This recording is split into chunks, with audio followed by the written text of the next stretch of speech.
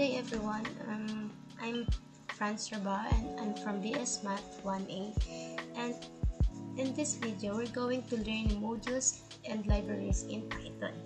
First, what is Python? Python is a high-level, general-purpose programming language known for its simplicity and readability. It supports multiple programming paradigms including object-oriented, procedural, and functional programming. Python is versatile.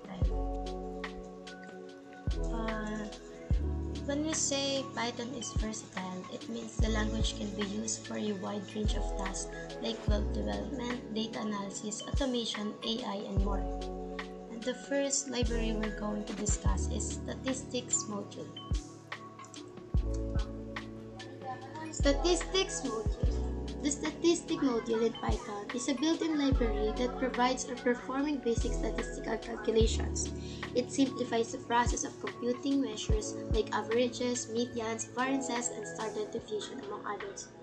Using this module, statistical module, mas madaling i-perform mga common statistical calculations such as finding mean, median, mode, standard deviation, and variances. Unlike pag kinalculate mo siya mano-mano, mahirap, mas mahaba. Unlike this, using Python statistics module, mas madali siya. And here in this video, I'll show you how. Using idle. Open your idle. Type import statistics as ST. Itong ST na ito, nilagay ko siya para hindi na natin kailangan mag-type mamaya ng mahaba na statistics. Siya na yung gagamitin natin. So, gagawa tayo dito ng list. Jane. Ito.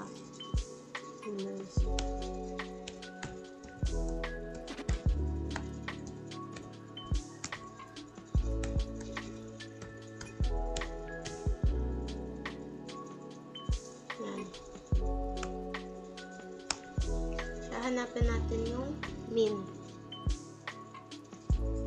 Pili kayo ng variable na gusto nyo. Okay, x for t.mean. Yung st natin, nanggaling siya dito sa statistics para hindi na natin kailangan mag-type ng mahaba. That mean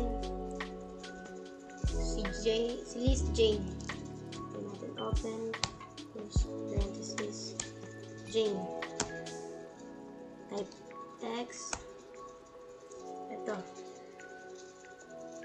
Nakita na natin dito yung value na mean natin using this list Jane. Ito na ang mangyayari if gagamitin nyo pa yung mahabang proseso ng pagkuha ng mean using for loop. So, dito makikita nyo, ito yung mahabang way ng pagkuha ng mean.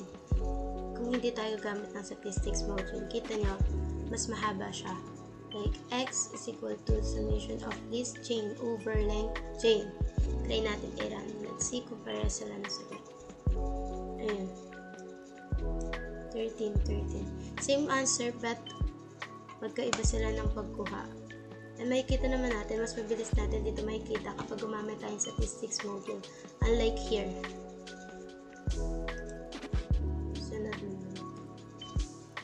Here, kukunin naman natin yung median Jane. Type ulit tayo ng y na. Y is equal to st.median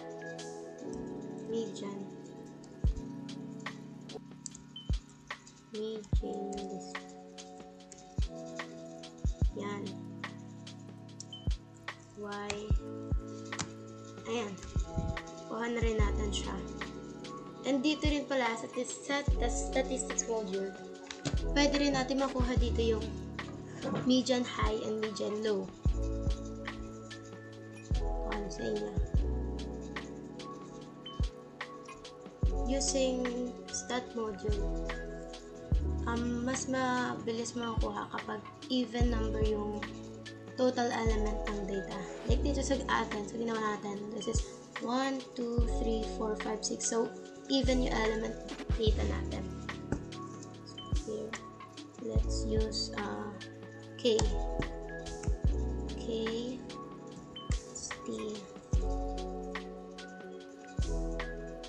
that region high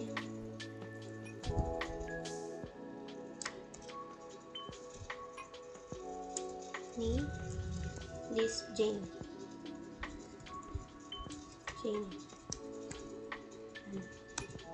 Print K 15. So 15 yung median high. It is Jane.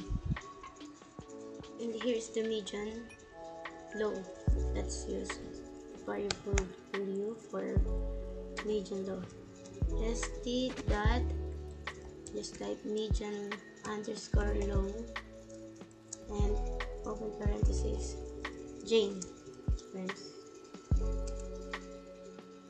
Type W, enter.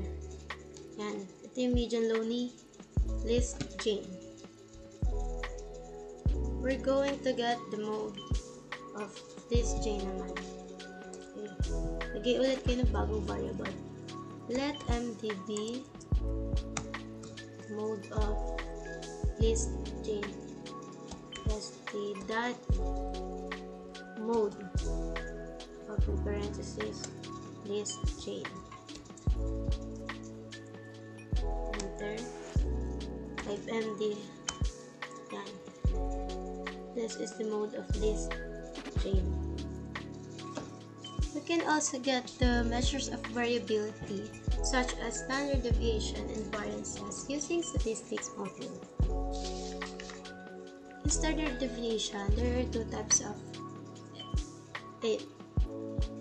The given populations and given sample. The given population, ito yung kabuuang bilang ng isang population. Halimbawa, sa CAS, merong 436 students. While sa sample naman, ito yung parang hindi niya kabuuan, kumbaga kumuha lang doon. Halimbawa, 100 students from CAS students. Ayun siya. And this is how we get the standard deviation using statistics module. Let SD be the standard deviation of list Jane. Just type st bulldog st div open parenthesis list Jane close parenthesis, enter, type st, enter. Ito. You can also use the manual calculation of standard deviation using for loop. Ito yung pagkuha natin ng manual na standard deviation na hindi tayo gumagamit ng statistics module. Gumamit tayo dito ng for loop.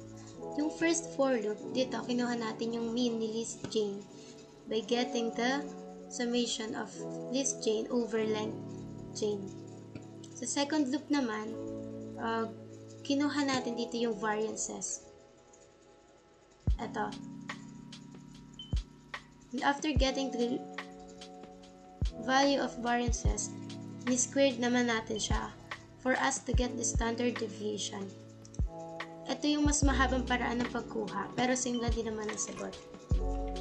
Try natin i-run.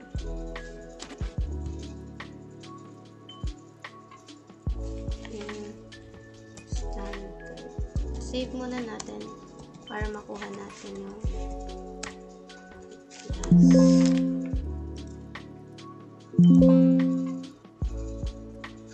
ayan, same lang din sila nang nakuha ang sagot. So, mas magandang gamitin yung statistics module kasi mas efficient siya and hindi siya ganun kahaba, hindi mahaba yung makukuha ang time sa paggagawa at pagkukuha ng standard deviation. Try naman natin kunin yung variances of a given sample set. Just use this.